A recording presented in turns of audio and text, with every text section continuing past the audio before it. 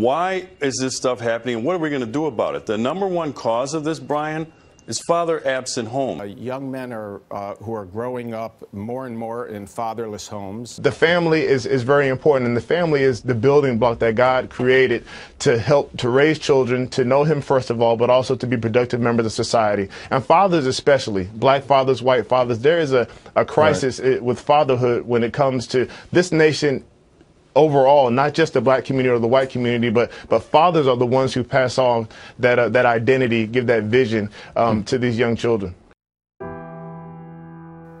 In the time it took for this video to begin, a teen committed suicide, and another just arrested, and another just got pregnant. But what do these all have in common?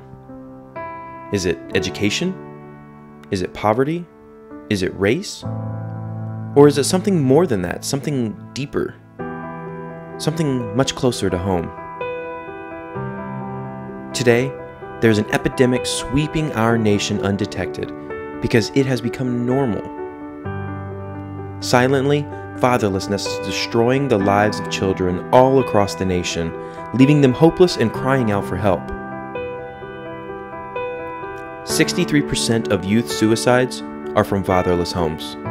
That is 5 times more than the average. 85% of all youths in prison come from fatherless homes. That's a staggering 20 times the average. 711% is the likelihood that girls without a father will become pregnant as a teenager. 711%. Let that sink in. And the numbers keep adding up. I personally have had experience in seeing children as young as 9 years of age be charged with various crimes. These kids, they're looking for something. They're looking to be accepted. They're looking to be able to fit in, and it's just so sad that so many times they feel more accepted and they feel that they're fitting in more with their so-called gang or their club. And as you look around their home life, you can see that absence of that father figure. Sometimes kids have to make tough decisions that could affect the rest of their lives. And if there is no father in the home, those decisions many times are made alone or with unsavory friends. The one thing most mass shooters have in common is no father in the home. Now, I'm not inferring that every single mother is doomed to raise a mass shooter, but to ignore this link would be ignoring facts. Without a stable family, without a cornerstone, the family cannot prosper. This picture is frightening, but it doesn't have to be.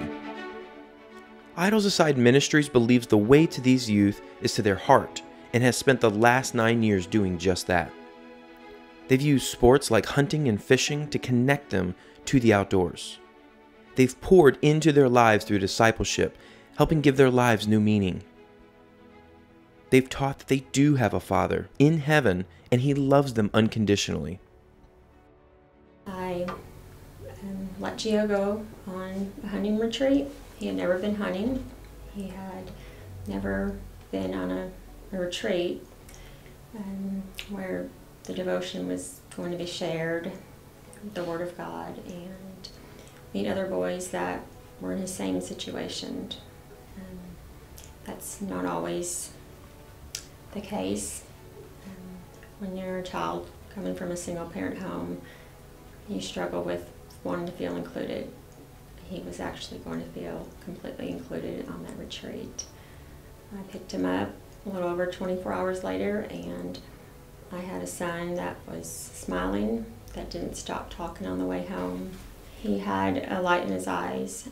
I hadn't heard him truly share devotion like that with me in a long time. And he was proud of himself. He was proud to provide for the family, and he actually saw that he had a bigger role in this life, and he felt included and wanted.